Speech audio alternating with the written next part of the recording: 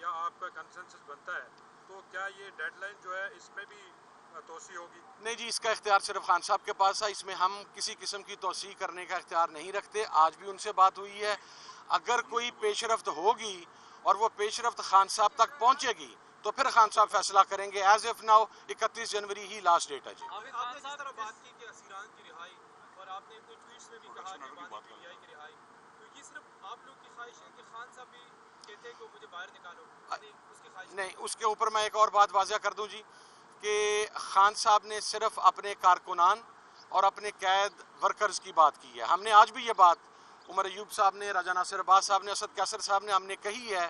خان صاحب نے اپنی رہائی کی کوئی بات نہیں کی.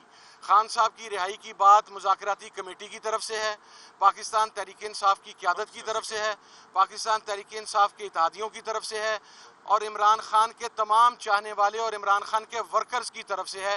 تو یہ ہماری ڈیمانڈ ہے. اور اس میں بھی ایک بات کلیئر کر دیں، کوئی ایگزیکٹو آرڈر نہیں، کوئی NRO نہیں، کوئی چیز نہیں. ہم کلیئر ہیں کہ عمران خان صاحب اپنے تمام مقدمات کو فیس کر کے آئینی اور قانونی طریقہ کار سے باہر آئیں گے. ہم صرف وہاں پر حکومت سے پروسیکیوشن کے کردار کے اوپر بات کریں گے کہ یہ جو ناجائز وکٹمائز کیا جاتا ہے، جس طرح خان صاحب کی ضمانتیں ہو گئی تھیں، شام کو ان کی روبکار جاری ہونی تھی اراؤنڈ منتھ اگو، لیکن پھر نیو ٹاؤن کے کیس کے اندر خان صاحب کا نام ڈالا گیا اور پھر اس کے بعد ریمانڈ اور جوڈیشل کر دیا گیا. تو یہ واضح انتقامی کارروائی ہے.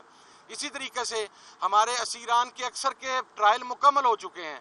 جب آپ کا ٹرائل مکمل ہو جاتا ہے تو آئینی اور قانونی طور پہ ضمانت آپ کا استحقاق ہوتا ہے، لیکن اس حق سے محروم رکھا جا رہا ہے پروسیکیوشن کے کردار کی وجہ سے. اور سب سے آخر میں جو کل کا ایک فیصلہ ایکسپیکٹڈ ہے، ہمیں پتہ ہے کہ وہ کیا فیصلہ ہے اور ہمیں پتہ ہے کہ وہ فیصلہ پاکستان کی کسی نیک نامی کا سبب نہیں بنے گا، کیونکہ القادر کے اندر عمران خان صاحب، ان کی اہلیہ، ان کی فیملی کا کوئی ممبر، ان کی پارٹی کا کوئی ممبر کسی بھی حوالے سے بینیفیشری نہیں ہے.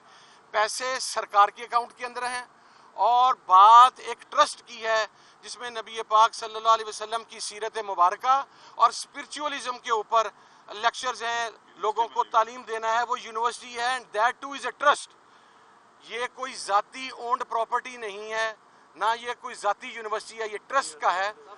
اور اسی وجہ سے ہم یہ سمجھتے ہیں. ایک طرف آپ چارٹر آف دو نکاتی چارٹر آف ڈیمانڈ حکومت کو مذاکرات کے تیسرے دور کے لیے دینے جا رہے ہیں. کل اناؤنس کر دیا گیا کہ 190 ملین پاؤنڈ کا فیصلہ ہے. فیصلہ اگر اگینسٹ آتا ہے تو مذاکراتی عمل پہ کیا اثر پڑے گا؟ دیکھیں، مذاکراتی عمل کے اندر ہمارے رویوں میں تو تلخی آئے گی. یہ اگر آپ ایکسپیکٹ کر رہے ہیں کہ خان صاحب کو سزا سنانے کے بعد کو بڑے اچھے ماحول میں مذاکرات ہوں گے، سچویشن مزید رف اینڈ ٹف ہوگی، لیکن مذاکرات کے حوالے سے خان صاحب نے 31 جنوری تک کا گو ہیڈ دیا ہے تو وہ اس ٹینس ماحول کے اندر جاری رہیں گے.